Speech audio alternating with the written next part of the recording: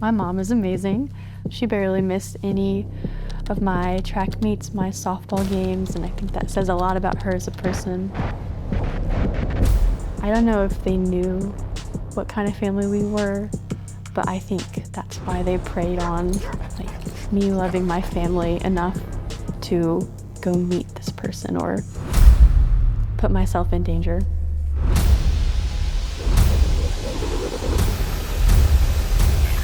My goal in telling my story is to make people aware that this can happen to anybody.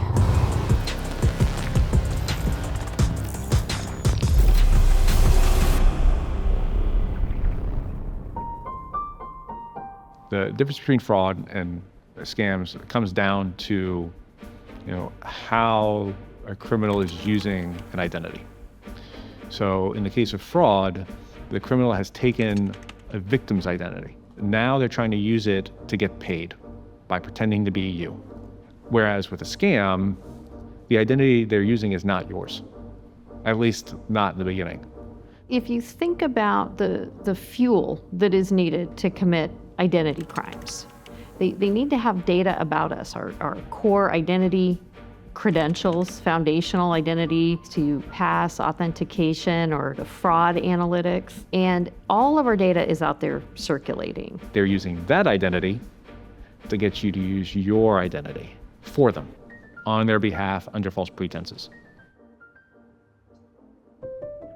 The day I got the phone call, it was a very slow day. I woke up from a nap because of this phone call. And when I answered, this guy, he said, "Listen, I have your mom with me." At first I thought an officer was calling me. Maybe my mom had gotten into an accident. "Lillian, listen to me carefully. Your mom got into an accident and we have her. You cannot call the police or anyone." I was just really frantic. I was looking for my shoes, walking around the house aimlessly, trying to just figure out what just happened. I was convinced they had my mom when I heard her voice. It was really scary. I had never heard anything like that before. She said, "I'm okay, I'm in the back of this person's car. I don't know what's gonna happen to me." It was distorted, but it did sound like my mom. Like she was afraid. "If you hang up, your mom is going to die. So listen to what I have to say." He said they shoved her into the back of his truck, and when she was back there, bound her hands together, and they wouldn't let me talk to her. It made my heart drop because I was wondering what kind of person I was dealing with. In the last 3 years, we saw a giant shift from hackers going after businesses, which is partly because the businesses have stepped up their cybersecurity posture, to now going more after U.S. citizens. And the U.S. victims have no idea that they're actually speaking with somebody who's using a translation tool. When victims get text messages, emails, voice calls, or any other message that looks like they inadvertently sent it to the wrong person, is really a tactic to try to get the person to start talking to them. He asked me to meet him at the gas station. It was relatively close by, about 20 minutes away. So as I was driving, he was asking me questions like what kind of car I was driving. I tried to answer as vaguely as I could without upsetting him. I told him just a broad area, so that made me think that he'd been living here for a while. He told me his age, saying, "I know you're scared, you're in your 20s, I'm 29, I get it." "This must be hard, but just if you listen to me, everything will work smoothly." Impersonation scams are really just what they sound like. Someone is pretending to be someone they're not. They tend to borrow trust in some manner, and that's what makes the impersonation very appealing to you, their intended target, because you think, oh, that really is my bank. Oh, that really is the government. Oh, that really is someone I know in my network on social media, even though their account's been taken over and they're not actually the one behind these conversations. The adversary is coming in and pretending to be, they are impersonating a friend, colleague, family member, business relationship, or some entity that is near and dear to your heart. So it could be a community association. That really tugs at your heart because it's based on your feelings. That's what makes it so tricky and so easy for the adversary to capitalize on impersonation scams. We automatically trust those type of relationships. And now with things like voice cloning and not just deep, sophisticated deep fakes, but cheap fakes, you can scale it. You can use bots so that you're not necessarily talking to one person at a time. The level of sophistication of these tools is not commensurate with the price. Technology is playing a huge role in the proliferation of these impersonation scams. I've heard stories of people picking up the phone and thinking it was their mother, and it actually wasn't. They have been able to copy the intonation, the dialect. That is increased sophistication that we haven't seen before. The technology is so sophisticated now that you can't tell a deep fake on a voice call from a real person. And so that's how the adversary is using it. That's why you have to verify. With these AI tools becoming more advanced and these scammer scripts becoming better and better, we're finally at a point where even a well-educated person who understands how schemes work and pays attention to everything can easily fall victim to these scams. If your grandchild has posted videos online, right, that are searchable or findable, that is a treasure trove, and they just link it back to you or vice versa to impersonate someone you love. Something like a grandparent scam, that's thousands of dollars. It's a grandma, I got arrested, I need bail money, I need to post $5,000 bail, that sort of thing. And they're going to people who really, who can't afford it. Why is it taking so long? You're not anywhere near us. You need to hurry up. He told me to keep him updated on the street signs I was passing, and then he said, "Where are you now?" I said, "I'm at a stoplight."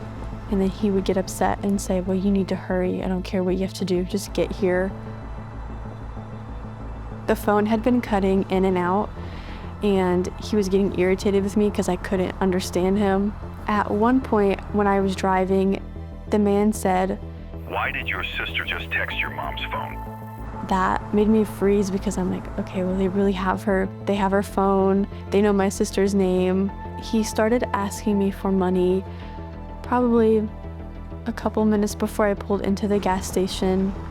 "We can do an exchange, but I'm going to need money. Usually I ask for $20,000, but I know you're young. You don't have that kind of money. Bring $15,000. I told him I don't have that or anything near it. So I offered what I did have, which was $200, and that was not enough for him. And then after he knew I couldn't really give him anything he was asking for, he started getting more verbally upset. And then my mind was going to, what am I gonna do with my sister for both her and I's safety? They had my mom, they have her phone, they know where to find us most likely. If you can't get the money, you're gonna have to sell your house." I know how hard my mom worked for this house. I couldn't imagine having to give it up for a person like this. We have a logical part of our brain that is great for making decisions. Then we have that emotional part of our brain, which is wired to keep us safe. Through that fear, that fight or flight kicks in, and you will react in very certain and predictable ways when you're in that heightened emotional state. That's part of the social engineering. They are looking at things like our public-facing profiles, what kind of information we're putting out there to the world. It takes the very core of our uniqueness as a human being and exploits it. He told me, get out of my car, check the air in my tires and look natural. I felt like everything was going in slow motion. I was trying to look around to see if I could go to anybody for help, to see if I could see anybody on the phone that could possibly be this man. I didn't see him. He wasn't there. Maybe because I didn't have the money, I didn't think they were going to give my mom back to me. I was on the phone with him the entire time.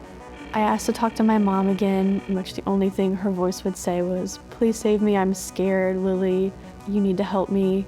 That's when I hung up the phone. I knew my mom would never say anything like that to me. She wouldn't put me in that sort of situation. I immediately tried to call my mom multiple times, and they went straight to voicemail.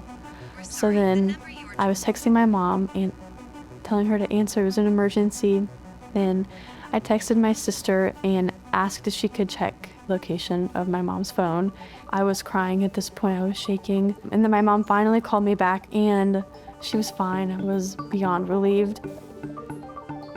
Looking back on it, I do realize there were certain things that probably could have led me to believe that this was a deepfake of my mom's voice.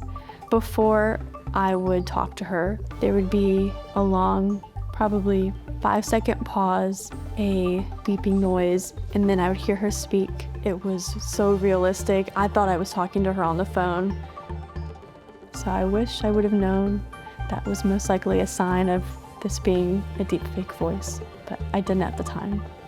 So identity verification has gotten better, authentication has gotten better. Meanwhile, consumers don't get more sophisticated when it comes to security. Criminals know that. So the bar is much lower there to target the consumer than it is to target a multi-billion-dollar organization with high-end security. In 2 to 3 years, my expectation is that we will have scam detection in many more places. I may not necessarily go by that name, but that's in essence what it'll be. It'll be ways to reassure each of us that what we're doing, who we're talking to, the channel that we're using can be trusted. We'll see that show up like a feature, right? Something that's almost like a good housekeeping seal or something, right? We have X, right? We have scam protection. And that's how you're gonna choose, who you use, right? Who you believe in, who you trust to have important conversations, right? To do your business in. And if you don't have it, it's not a place where you're gonna want to transact.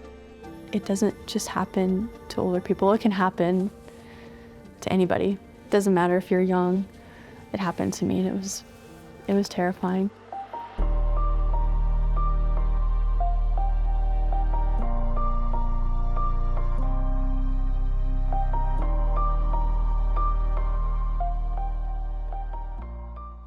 We see that scammers are adopting AI very, very quickly. Then they start to target them with AI-generated messages.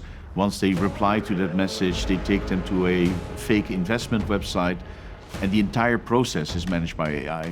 They appear to be making a very large return on investment. So they might send $1,000 into the website, and all of a sudden, a week later, they're seeing a 30% profit. The scam has gotten so profitable for the criminals that it's the leading crime that's taking place right now. According to a recent MasterCard survey, 76% of consumers globally say they have concerns over cybersecurity risk.